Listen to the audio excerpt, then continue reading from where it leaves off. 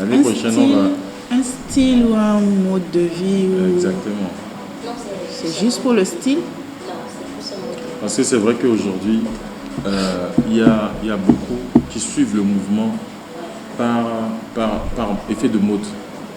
Mais ces personnes-là qui suivent le mouvement par effet de mode, quelques temps après, ils se défrisent. Tu vois un peu. Alors, pour vous, c'est une mode ou un style de vie? C'est plus un style de vie.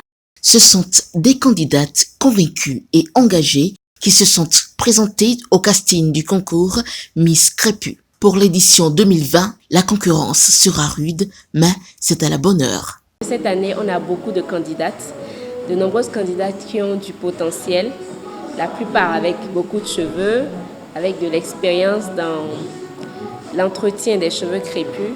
Et chacune est arrivée avec un projet particulier à pouvoir développer au cours de son mandat si elle était élue.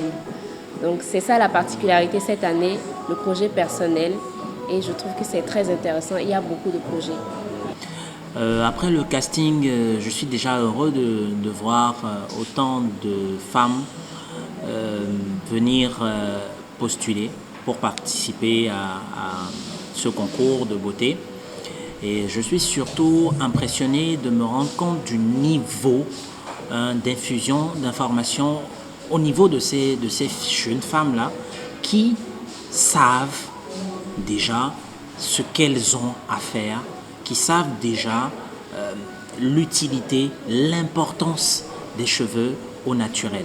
Je suis aussi vraiment très surpris agréablement du volume des cheveux des candidates. Gaël Bessouvi, promoteur du concours Miss Crépus, revient sur ce que sera le processus et rappelle le thème de cette édition qui en dit long sur les valeurs que promeuvent les organisateurs. Il lance par ailleurs un appel aux partenaires. La grande particularité de cette année sera que toutes les candidates qui ont participé au casting seront retenues pour une première phase. Ce sera la phase de formation. Nous avons constaté les années antérieures que lorsque nous démarrons les répétitions, il y en a certaines qui n'arrivent pas à suivre le rythme et qui, au final, abandonnent. Donc cette année, nous avons initié une phase de formation de 3 séances. Donc les filles seront formées au mannequinat pendant 3 séances. Et au terme de ces 3 séances, 12 candidates seront retenues dans tout le lot afin d'être conduites vers la finale. Ces 12 candidates, elles vont avoir à passer par l'étape des votes en ligne. Donc elles auront droit à un shooting. Au cours du shooting, les photos retenues seront publiées sur notre page Facebook et elles auront la tâche maintenant d'inviter leurs amis à liker leurs photos pour avoir le maximum de suffrages possible. Suffrage qui sera rajouté au vote final lors de la grande finale qui sera que nous ferons le 4 avril 2020.